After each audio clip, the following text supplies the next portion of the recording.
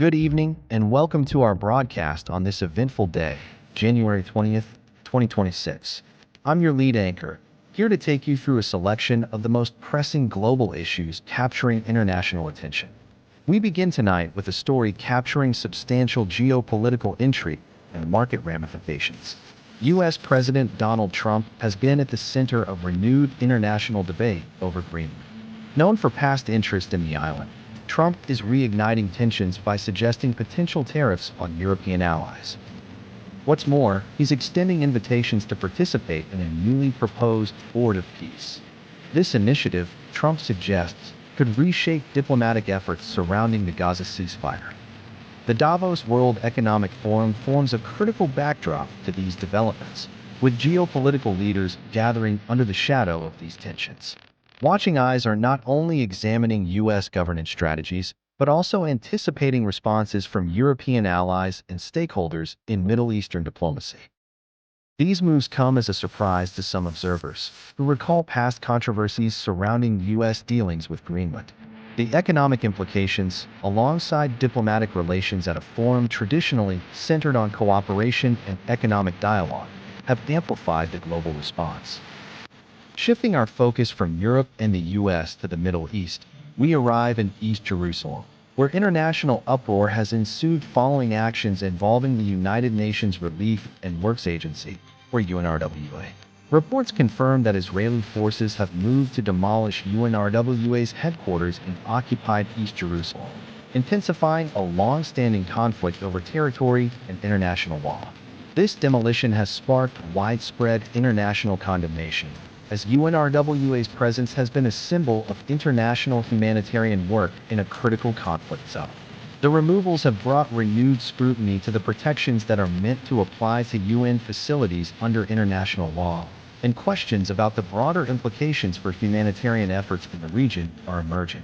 Given the delicate political environment, this development is expected to echo throughout diplomatic circles for weeks to come.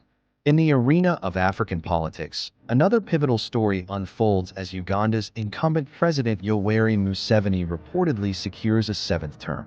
The election, however, has not been without controversy.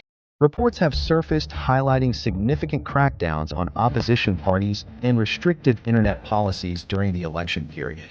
Museveni's long-standing grip on power continues to attract debate around political freedoms and governance in Uganda, with the broader international community keeping a watchful eye on the implications for regional stability and democratic processes. Turning now to environmental emergencies, we report a grave situation from Chile, where the central and southern regions are grappling with devastating wildfires.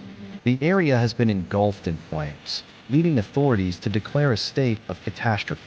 The blaze has claimed dozens of lives and left trails of destruction, underlining the severe impact of this natural disaster. Compounding the tragedy here is the broader dialogue about climate-related risks. The southern cone, already vulnerable, is seeing these risks materialize in ways that demand urgent attention and possibly redefine strategies for managing similar challenges in the future. The humanitarian toll, along with economic damages, is prompting swift responses from both national and international support systems, emphasizing the need for collaborative climate action. Finally, in Latin America, a severe security crisis grips Guatemala. The country has plunged into a state of emergency following a brutal, coordinated attack targeting police officers. In a devastating blow, multiple officers have perished, driving the government to intensify its measures against rampant gang-related violence. The expansion of security forces' powers to tackle this crisis is rooted in maintaining order, but raises significant human rights concerns. This development has highlighted the urgency of addressing internal security threats that not only impact Guatemala, but pose regional concerns, particularly for neighboring countries already challenged by migration and economic instability. As we assess these stories, we recognize the global interconnectivity and consequences of actions taken in one corner of the world on another. From political maneuvers in Greenland affecting Middle East diplomacy, to stifling security tensions in Latin America, the interconnectedness remains a crucial theme in understanding today's global dynamics. These stories, threaded together by themes of balance, between governance and power, peace and conflict, environmental management and emergency readiness, tell a complex narrative of our present reality. Robert Frost once wrote that good fences make good neighbors, a notion continually relevant as nations navigate their roles on this proverbial global stage.